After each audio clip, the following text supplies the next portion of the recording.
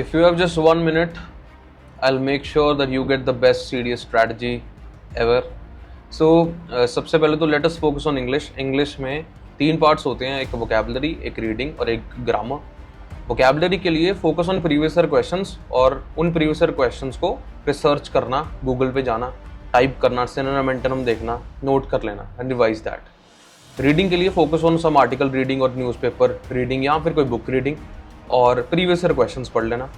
उसके बाद ग्रामर के लिए फोकस ऑन SP बख्शी, एक बुक आती है, रूल बुक है, बहुत अच्छी है, वहाँ वो बुक पढ़ सकते हो, साथ में प्रीवियस ईयर क्वेश्चन प्रैक्टिस कर लेना.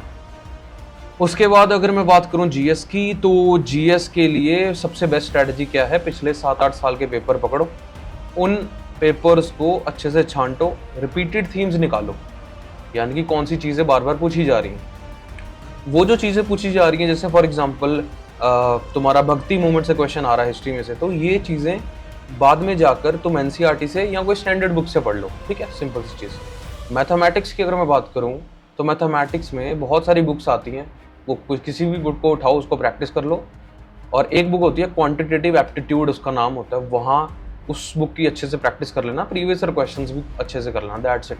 इससे तुम्हें बढ़िया स्ट्रैटेजी कहीं नहीं मिलेगी.